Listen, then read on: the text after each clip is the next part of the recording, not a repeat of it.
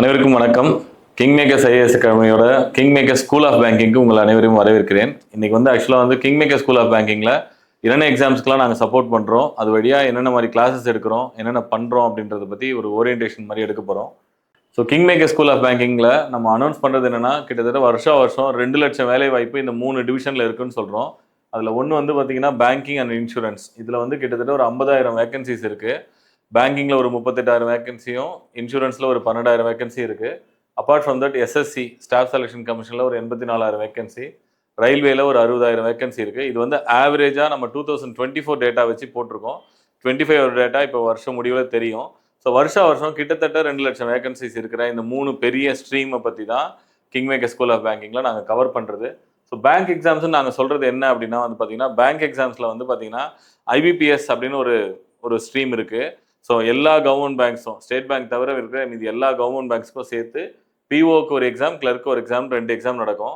அதே மாதிரி எஸ்பிஐயில் பிஓக்கு ஒரு எக்ஸாம், கிளர்க்கு ஒரு எக்ஸாம் நடக்கும். அப்புறம் ரூரல் பேங்க், கிராமீன் பேங்க்னு சொல்லுவாங்க, தமிழ்நாடு கிராமீன் பேங்க்னு, அதில் ஒரு 2 எக்ஸாம் கண்டக்ட் பண்ணுறாங்க. இது இல்லாமல் ஆர்பிஐ, நபார்டு அப்படின்னு சொல்லி அவங்க 2 எக்ஸாம் கண்டக்ட் பண்ணுறாங்க. இது மட்டுமே 10 எக்ஸாம்.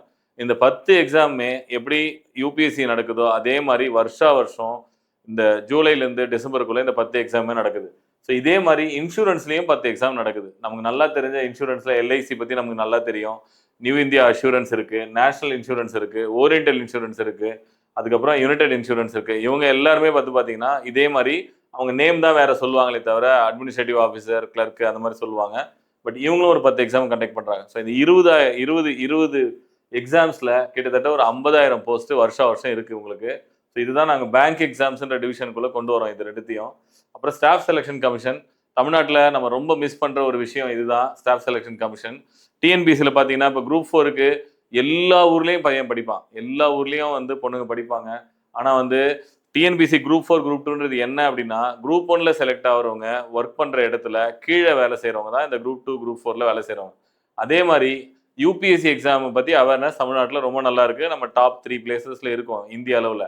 ஆனால் அந்த யூபிஎஸ்சி கீழே வேலை செய்கிறவங்க தான் இவங்க எஸ்எஸ்சி அப்படின்றாங்க, ஸ்டாஃப் செலெக்ஷன் கமிஷன்றாங்க. இப்போ டிஎன்பிசியில் பார்த்தீங்கன்னா குரூப் 2 குரூப் 4 சேர்த்து ஒரு 6,000-7,000 வேகன்சி வருஷம் வருது. அதுக்காக தமிழக அளவில் எல்லா கிராமத்துலையும் பசங்க படிக்கிறாங்க. அப்போ இந்திய அளவில் எல்லா சென்ட்ரல் கவர்மெண்ட் ஜாப்லையும், சென்ட்ரல் கவர்மெண்ட் ஆஃபீஸஸ்லையும் ஒர்க் பண்ணுற ஸ்டாஃப் செலெக்ஷன் கமிஷனில் தமிழ்நாடோட அவேர்னஸ் ரொம்ப கம்மியாக இருக்குது. லாஸ்ட் இயர் மட்டும் பார்த்தீங்கன்னா ஒரு 85,000 போஸ்ட் இருக்குது. ஸோ அவங்க நிறைய எக்ஸாம்ஸ் கண்டக்ட் பண்ணுறாங்க, ஒரு 7-8 எக்ஸாம்ஸு. இப்போ ரீசெண்டாக வந்து பார்த்தீங்கன்னா ஐபியில் ஒரு 10,000 வேகன்சி வந்தது. So SSC, CGL, CPO, CHCl, அப்புறம் ஜேஇ, ஜிடி, எம்டிஎஸ்ன்னு சொல்லிட்டு இவங்க நிறைய எக்ஸாம்ஸ் கண்டக்ட் பண்ணுறாங்க. ஸோ இது ஒரு தனி டிவிஷனாக வச்சுருக்கோம். அப்புறம் நமக்கு எல்லாருக்குமே தெரிஞ்சது ரயில்வேஸு. உலகத்திலேயே வந்து ஒரு மிகப்பெரிய கம்பெனி, நிறைய எம்ப்ளாயிஸ் இருக்கிற கம்பெனினா அது ரயில்வே தான். ஸோ ரயில்வே நிறைய எக்ஸாம்ஸ் கண்டக்ட் பண்ணுறாங்க. ரயில்வே முன்னாடிலாம் பார்த்தீங்கன்னா ஒரு 3 வருஷத்துக்கு 4 வருஷத்துக்கு அப்படி எக்ஸாம் கண்டக்ட் பண்ணிட்டு இருந்தாங்க. இப்போ ரெகுலராக இதுக்கப்புறம் நாங்கள் கண்டக்ட் பண்ணுவோன்ட்டு லாஸ்ட் இயர்லேருந்து அனௌன்ஸ் பண்ணிட்டு இருக்காங்க. ஸோ ரயில்வேவோடது பார்த்தீங்கன்னா என்டிபிசி எக்ஸாம் ரொம்ப ஃபேமஸான எக்ஸாம். அப்போ group D exam, junior engineer, ALP exam சொல்லிட்டு லோக்கோ பைலட் எக்ஸாம் சொல்லுவோம். இதில் ஒரு 62,000 போஸ்ட் இருக்குது. இது இல்லாமையும் சென்ட்ரல் கவர்மெண்ட் ஜாப்ஸ் நிறைய இருக்குது. நாங்கள் ஏன் இது எல்லாத்தையுமே கேஎஸ்பின்ற டிவிஷனுக்குள்ளே கொண்டு வந்தோம் அப்படின்னா, ஸோ நீங்கள் அது அடுத்தடுத்த ஸ்லைடில் உங்களுக்கு புரியும் எதனாலன்ட்டு. இந்த ஸ்லைடில் ஒன்றும் இண்டிவிஜுவலாக ஒவ்வொரு எக்ஸாம்லையும் எவ்வளோ வேகன்சிஸ் லாஸ்ட் இயர் வந்ததுன்ற டீட்டெயில் தான். ஸோ இப்போ நம்ம பேசிகிட்டு இருந்த எக்ஸாம்ஸை பற்றி ஒரு டீட்டெயில்டு டேட்டா தான் இது, சரிங்களா? ஸோ இப்போ நமக்கு வந்து பார்த்தீங்கன்னா கேஎஸ்பியில் நாங்கள் கண்டக்ட் பண்ணிட்டு இருக்கிற எக்ஸாம்ஸோட கிளாஸ் டைமிங், ரெகுலர் பேட்ச்னு ஒன்று வச்சுருக்கோம், வீக்கெண்ட் பேட்ச்னு ஒன்று வச்சுருக்கோம். எல்லா கிளாஸுமே வந்து பார்த்தீங்கன்னா எல்லா நாளுமே மண்டே டு சண்டே நாங்கள் வந்து கிளாஸ் கண்டக்ட் பண்ணுறது 4 ஹவர்ஸ் கிளாஸு. 9:30லேருந்து 1:30 4 hours class. மத்தியானம் 1 ஹவர் டவுட் செஷன் வச்சுருக்கோம் தனியாக. இது தனியாக கிளாஸில் டவுட் கேட்க முடியாதவங்களுக்காக இந்த மாதிரி வச்சுருக்கோம். பட் எங்களோட கிளாஸோட ஸ்பெஷலே என்னென்னா, காலையில் வந்த உடனே ஸோ எங்களுக்குன்னு ஒரு குரூப் இருக்கும், ஸ்டூடெண்ட்ஸுக்குன்னு ஒரு குரூப் இருக்கும். அந்த குரூப்பில் அவங்க எந்த கொஷின் வேணால் போஸ்ட் பண்ணலாம். அது எல்லா கொஷினையும் சால்வ் பண்ணிட்டு தான் கிளாஸே ஆரம்பிப்போம். 4 மணி நேரத்துக்குமே நீங்கள் டவுட்ஸ் கேட்டிங்கன்னா 4 மணி நேரத்துக்கு டவுட் செஷன் தான் எடுப்போம். ஸோ அதனால் அந்தளவுக்கு நாங்கள் கேரண்டி தர்றது ஏன் அப்படின்னா, இந்த நாங்கள் ஆரம்பிச்சது 5வது மாதம் ஆகிட்டு இருக்கு. இப்போ வரைக்கும் நாங்கள் அதை ப்ராமிஸை கீப் அப் பண்ணுறோம். இதுக்கப்புறமா அதை கீப் அப் பண்ணுவோம். ஸோ அதனால் 9:30 to 1:30லேயே உங்களோட காமன் டவுட்ஸை கேட்டுடலாம். அது இல்லாமல் ஸ்பெசிஃபிக்காகவே ஏதாவது டவுட்ஸ்னால் வந்து கேட்டுக்கலாம். ஸோ நம்மளோட ஸ்பெஷாலிட்டி என்னென்னா, 4 மாதத்துக்கு ஒரு தடவை இந்த ரெகுலர் பேட்ச் போயிட்டே இருக்கும். ஸோ எனி டைம் நீங்கள் ஜாயின் பண்ணலாம். எதனால் எனி டைம் ஜாயின் பண்ணலான்னு சொல்கிறோம் அப்படின்னா, 3 வருஷ சைக்கிள் இது ஆக்சுவலாக. 3 வருஷத்துக்கு வந்து நீங்கள் வந்து ஒரு முறை ஃபீஸ் கட்டினீங்கன்னா 1 டைம் யூ பே, 3 வருஷத்துக்கு படிச்சுக்கலாம். எதனால இது மாதிரி வச்சிருக்கோம் அப்படின்னா, காம்படிட்டிவ் எக்ஸாம்ஸ் பொறுத்த வரைக்கும் இப்போ நம்ம +2 படிக்கிற மாதிரியோ 10th படிக்கிற மாதிரியோ இல்லை, படிக்கிற 60 பேரும் பாஸ் ஆகிறதுக்கு. ஸோ காம்படிட்டிவ் எக்ஸாமில் கண்டிப்பாக எவ்வளோ வேகன்சி இருக்கோ அதுக்கேற்ற மாதிரி தான் அவங்க சீட்ஸ் எடுப்பாங்க. இப்போ 5000 வேகன்சிக்கு ஒரு எக்ஸாம் கண்டக்ட் பண்ணுறாங்கன்னா 5 லட்சம் பேர் அப்ளை பண்ணுறாங்க. அப்போ அதுலேருந்து 5000 பேர் தான் பாஸ் பண்ண முடியும் போது நம்ம நிதர்சனத்தை புரிஞ்சுக்கணும். அப்போ ப்ரொலாங்டாக படிக்கிற மாதிரி வரும். அப்போ ஒரு சைக்கிளில் வந்து நான் கிளாஸஸ் எடுத்துட்டு நீங்கள் போய் வீட்டில் போய் படிச்சுக்கோன்னு சொல்கிறதுல எந்த அர்த்தமும் இல்லை.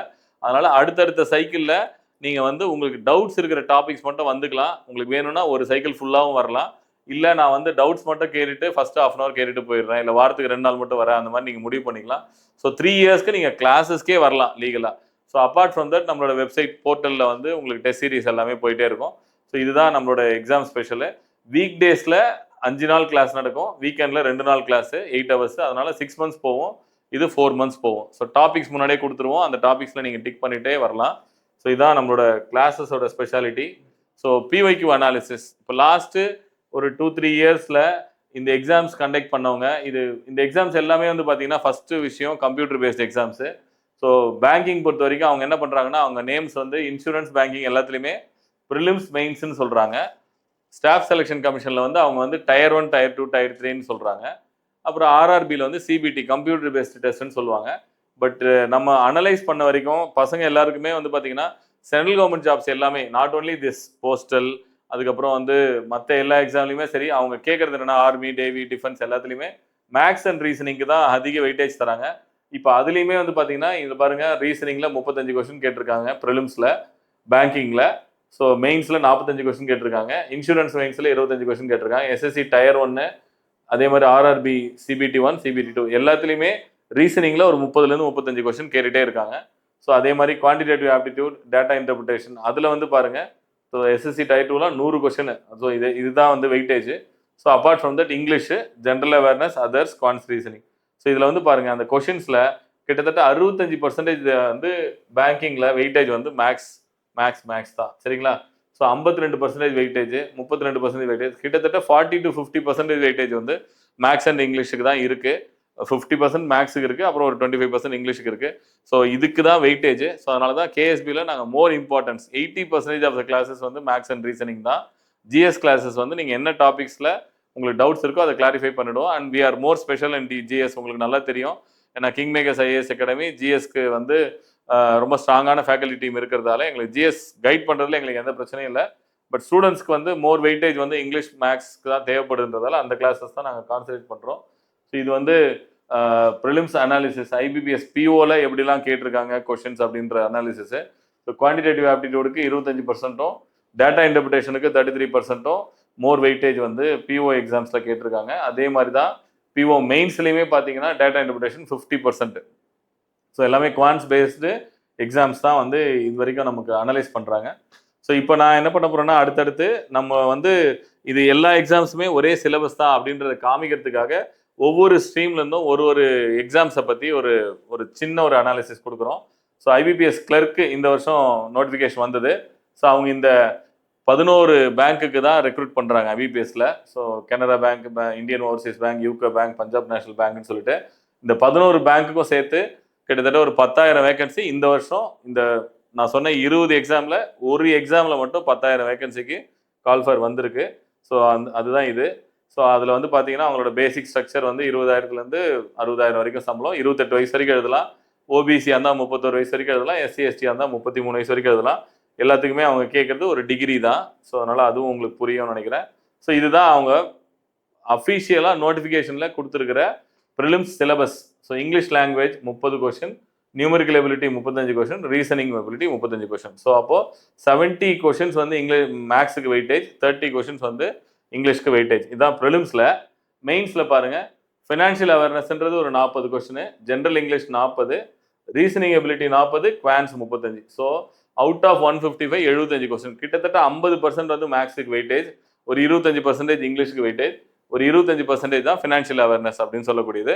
அதுக்கு மட்டும் நம்ம படிச்சுக்கிட்டா போதும். ஸோ ப்ரிலிம்ஸ் மெயின்ஸில் கிளர்க் எக்ஸாமில் இதுதான் சிலபஸ், இதுதான் கொடுத்துருக்காங்க, சரிங்களா? மற்றதெல்லாம் நம்ம வந்து இது நோட்டிஃபிகேஷன் டேட் உங்களுக்கு ஜஸ்ட் ஒரு எக்ஸாம்பிளுக்காக ஆகஸ்ட் மாதம் வந்தது. ஸோ இந்த எக்ஸாம்ஸோட மிகப்பெரிய ஸ்பெஷாலிட்டியே இதுதான். மற்ற எக்ஸாம்ஸ் மாதிரி நம்ம வெயிட் பண்ண தேவையில்ல. ப்ரிலிமினரி அக்டோபரில் கண்டக்ட் பண்ணுறாங்க, மெயின்ஸ் நவம்பரில் கண்டக்ட் பண்ணுறாங்க, அலாட்மெண்ட் ஆர்டரே உங்களுக்கு மார்ச்ல வந்துடும் இன்டர்வியூ முடிஞ்சு. ஸோ இது வந்து இன்சூரன்ஸ் எக்ஸாம்ஸ்ல எல்ஐசி பத்தி நம்ம பார்ப்போம். எல்ஐசி ஏஏஓ எக்ஸாம்ஸ் அப்படின்றது இதுவும் லாஸ்ட் மந்த் வந்தது தான், ஒரு 350 வேகன்சிக்காக. ஆனால் ரொம்ப பெரிய பேக்கேஜ், கிட்டத்தட்ட ஒரு 90,000லேருந்து 1,70,000 சேலரி ஸ்ட்ரக்சரில். இதுவும் ஒரு எனி டிகிரி எக்ஸாம் தான். 21 வயசுலேருந்து 30 வயசு வரைக்கும் எக்ஸாம்ஸ் எழுதலாம். 33 வருஷம் for OBC, 35 for SC ST. So இவங்க பாருங்க, இவங்களோட ப்ரிலிம் ஸ்ட்ரக்சரில் என்ன கொடுத்துருக்காங்க, English 30 question, numerical ability 35 question, reasoning 35 question. So again நம்ம இப்போ கிளர்க் எக்ஸாம் பார்த்தோம், அது பேங்கிங் ஸ்ட்ரீமில் வரும், இது இன்சூரன்ஸ் ஸ்ட்ரீமில் வரும். இதுலேயும் 70 மார்க் வந்து மேக்ஸ் வெயிட்டேஜ், 30 மார்க் வந்து இங்கிலீஷ் வெயிட்டேஜ். சரிங்களா? ஸோ அதனால ப்ரிலிம்ஸு. மெயின்ஸ் எக்ஸாமில் பார்ப்போம். ரீசனிங்க்கு 30 கொஷினு, டேட்டா இன்டர்பிரிட்டேஷனுக்கு 30 கொஷின். ஸோ 60 கொஷின், 120 மார்க்கில் 50% வந்து மேக்ஸு. அப்புறம் ஜென்ரல் நாலேஜுக்கு ஒரு 30 மார்க்கு, இன்சூரன்ஸ் அவேர்னஸ்க்கு ஒரு 30 மார்க். இதில் இங்கிலீஷ் கூட இல்லை. ஸோ இதுதான் வந்து மெயின்ஸ் எக்ஸாமில் எல்ஐசி எக்ஸாம்ஸில் கண்டக்ட் பண்ணுற ஒரு சிலபஸ்ஸு. அதுக்கப்புறம் இது வந்து அந்த ஸ்பெசிஃபிக்காக அதுக்குள்ளே போகிறது, அதெல்லாம் நமக்கு தேவையில்லை இப்போதைக்கு. ஸோ நமக்கு டேட்ஸ் பார்த்தீங்கன்னா உங்களுக்கு தெரியும், August 16th வந்தது அப்ளிகேஷன் டேட்டு. ஸோ ப்ரிலிம்ஸ் அவங்க கண்டக்ட் பண்ணுற டேட் வந்து 3rd October. அப்புறம் மெயின்ஸ் எக்ஸாம் கண்டக்ட் பண்ணுறது நவம்பரில். அக்டோபரில் ப்ரிலிம்ஸு, நவம்பரில் மெயின்ஸு, உங்களுக்கு மார்ச்சில் அலாட்மெண்ட் ஆர்டர் வந்துடும். ஸோ அதான் ஏஓ எக்ஸாம். அப்புறம் எஸ்எஸ்சியில் ஐபி எக்ஸாம்னு சொன்னாலே இன்டெலிஜென்ஸ் பியூரோ அவங்க கண்டக்ட் பண்ணுற எக்ஸாமு. ஸோ அது வந்து பார்த்தீங்கன்னா கிட்டத்தட்ட 3500 வேகன்சி. ஐபி ஏசிஐஓவில் வந்தது. செக்யூரிட்டி அசிஸ்டண்ட்டில் ஒரு 7000 வேகன்சி வந்தது. இவங்களோட சேலரி ஸ்ட்ரக்சர் 44,000லேருந்து 1,40,000 ஸோ இவங்களும் ஒரு கிராஜுவேட், ஒரு டிகிரி தான் கேட்குறாங்க. ஸோ எனி டிகிரி, திருப்பி நான் சொல்கிறது என்னென்னா, எனி டிகிரி எக்ஸாம் நமக்கு நிறைய கன்ஃபியூஷன்ஸ் இருக்கும். எனி டிகிரி அப்படின்ற வார்த்தையில் வர எக்ஸாம்ஸ் தான் நாங்கள் கண்டக்ட் பண்ணுறோம்.